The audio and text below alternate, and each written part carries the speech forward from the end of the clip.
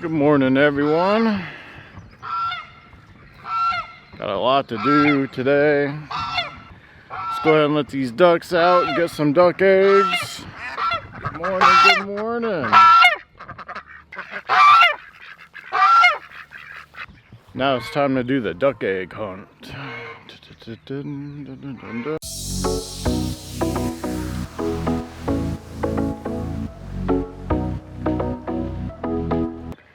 We had something happen here on the homestead. I don't know if you guys have picked up on it already. For an earlier shot this morning. I'll dive into it later. But there's certain livestock you have on your homestead if you have animals. There's certain ones that make an impact on you.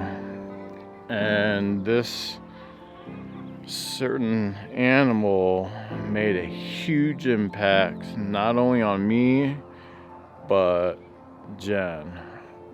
Probably way more on Jen than me, I can tell you that. Anytime Jen would come outside and he would hear her voice, he would come out of nowhere and just be right there, and he would not leave her side at all. That is companionship. Let's check on our potatoes here. Look at that. They're coming out of the bags. Needs more soil already. Me and Caroline just added soil the other day. Alright, so Kaylee's out. We're going to start feeding the chickens in a separate area. I think they did all they could, and the other half of our spring garden. So I've been chopping ryegrass over here for the pigs by hand. And I'm gonna start feeding them in here for the time being so they can scratch this area up and spread some of their golden fertilizer. I'm over here in the old pig paddocks. As you can see, some areas behind me where we had heavy rains, the soil is compacted, which is a big no-no when you're doing your rotational grazing. We rotate our pigs quite frequent. In order to deal with this compacted soil, I'm gonna try some methods here. I got my broad fork ready to go. I've already started. I'm not gonna do there quite yet. Still a little too muddy up here. The soil's just right. So let's finish up our broad forking. We'll get the rake out, loosen up the soil. Throw some seed down. Organic barley, the non-GMO ryegrass. I got some clover. Rake it in lightly. Now hopefully find some decent old straw to throw on top before tomorrow night's rain. Alright, now I'm gonna really blow your mind. Alright, this area right here used to be pig paddock. If I put the camera down, you can see how tall this is. It's probably 3.5 foot tall. Some spots are 4 to 4.5 foot tall. If you walk down, you will see a defined line of an area that was never a pig paddock. You can see it right here, and then it transitions down. Of course, heavy rains from the pig paddocks up here. Some of that fertilizer is gonna run down here, but look at the difference. And then the further you go down, the more sparse it is. Yes, the rye is growing, but it's not as thick and healthy. That's a big difference, isn't it? Now, this path right here, this path has not been mowed. This is the path between pig paddocks from where we rotated them. So right here has not been seeded. And I'll put the camera down. This is almost ground level. That's a good 3.5, some spots are 4 foot. This is where I stopped seeding in this particular pig paddock. I left this area alone. I didn't have this spot, unfortunately, rototilled, which was a huge mistake, and I will never do that again. This spot right here was not rototilled. It was tilled by the pigs. Look at that. Ooh, I mean, wow. Look at this stuff. This is what proper rotational grazing gets you with pigs. If you do it correctly, folks, you will get this. Look at that. And then our fencing stopped right here. Look straight down the line. You can see a defined edge. No pig paddock. This is between fencing. The fencing started right here. So compare this stuff right here that I'm walking through. It's basically up to my chest. Quite a bit of it is, actually. Heavy, thick Italian rye and other grasses that the pigs did on their own by disturbing the seed bank. I'm going to take you to an area, it's not our land, but I got to show you the difference of using pigs versus using machines and chemicals. This is the difference between using pigs and no chemical and using chemicals and machinery.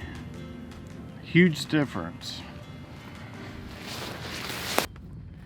I'm proud of what we've done so far and where the pigs are at now. It's a huge difference between our east pasture and our west pasture. Huge difference in the soil health. Up there where the pigs are now, the soil is healthy, it's loose. It doesn't really get compacted when it rains. It's just awesome soil. This pasture here is a lot of clay, you know, but the pigs have done their job and the soil is getting there. Another example I have for you on how ducks manure greens up the grass, I will show you a comparison. Over the fence, you got the ducks and Gerald. Look how green that grass is compared to this. Look at the difference. And this is the duck's pen. They don't stay in here 24/7. Ain't that right, Gerald? They free range like the chickens do. If you hit the link above, you will see the vlog where we actually gambled, rolled the dice, and let the ducks free range for the first time in probably a year. But yeah, look at the difference. That's a big difference. 2 days ago, we lost Hi-Hi. What you hear now is not Hi-Hi, that is Gerald. When we got Hi-Hi, we got him and Gerald both. We needed the 2 African geese to guard our ducks, and they've done a great job at doing so, and also actually protecting the chickens too. Sunday we lost Hi-Hi. He was accidentally ran over by our son. Jen was in a truck with him when it happened. He was backing down our driveway, and Hi-Hi had a thing for tires, and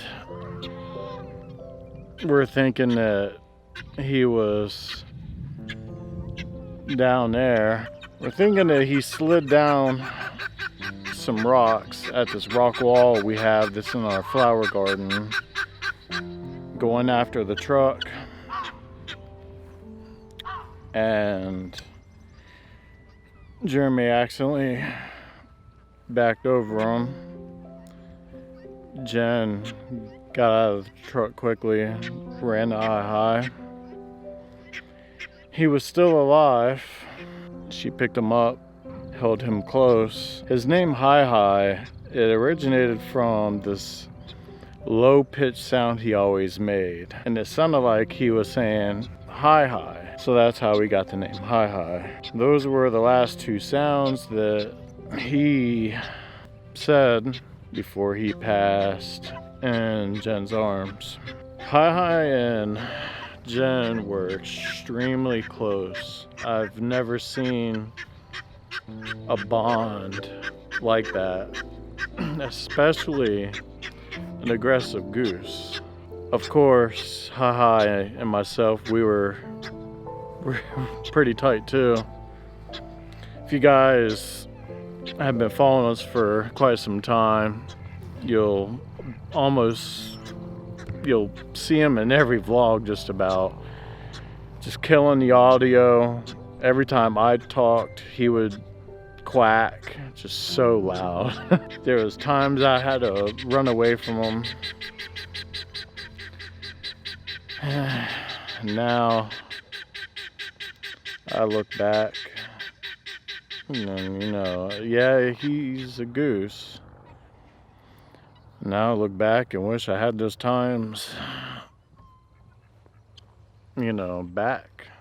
Alright, so first I'm going to apologize for any noise Hi here is making.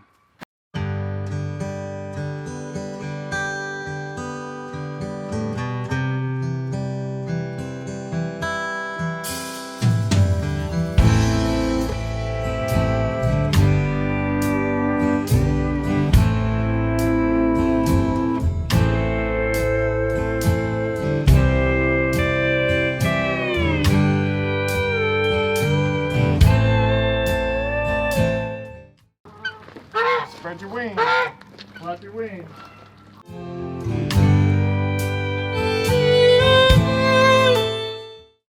So it's up to Gerald now to take the reins solely by himself and guard the ducks.